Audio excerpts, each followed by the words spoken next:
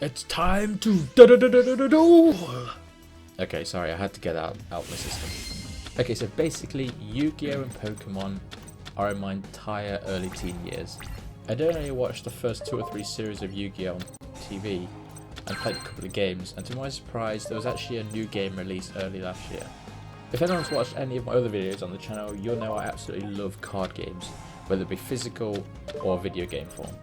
My only problem playing the physical Yu-Gi-Oh! Card game was that no one I knew actually played it.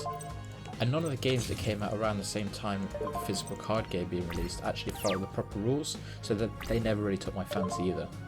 However, Legacy of the Duelist is basically a wet dream for me. Like I said, I only watched the first 2 or 3 series of the show, so I was very out of touch with all the new cards, rules and characters. But Legacy of the Duelist will take a complete novice of the game with no previous experience with Yu-Gi-Oh! To being a fully fledged, competent player. And that's down to its very in-depth tutorial system. For those that don't know the basic rules of the game, you and your opponent start at 8,000 life points, and you have to reduce your opponent to 0. You do this through dealing damage with your monster cards and magic cards. And boy oh boy, there is a lot of cards in this game. There's over 6,000 for you to collect. That's just crazy. So there's a couple of different game modes included here. There's story mode, challenge mode, multiplayer, and draft play. The story mode follows the story of the TV show, where you play as a character from the show, you either use their deck of cards or you can build your own. I really enjoyed the story mode as it removed all of the gumph that's basically filler in the TV show and condensed it down to key plot points.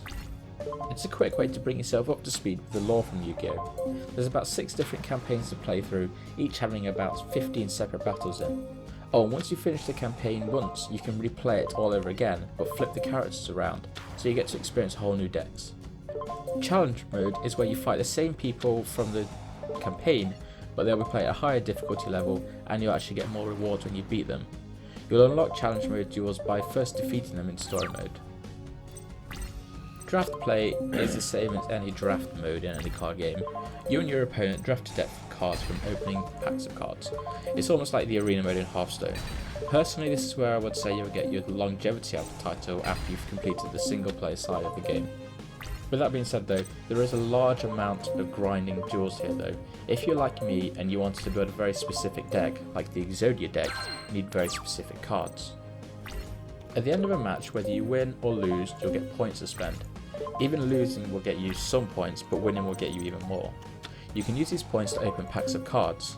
There are tons of different booster packs for you to choose from, and without having online resources to hand, I would never have been able to pick the right set required to get the cards I needed.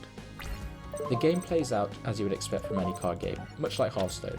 The only negative I would say though is that things can happen a little bit too fast. And at times I was sometimes just left sitting there just thinking, what just happened? Like just a blur of cards just happened and I have no idea what's going on. And I had to spend a good 2 or 3 minutes going through my opponent's discard pile just trying to figure out what all the cards did that he just played. It would have been nice to have an option to slow down the gameplay, especially when playing against AI, so newer players can get a grasp of what's going on. So, how long did I actually spend playing Legacy of the Duelist? Well, basically, I did nothing else but play this game last weekend.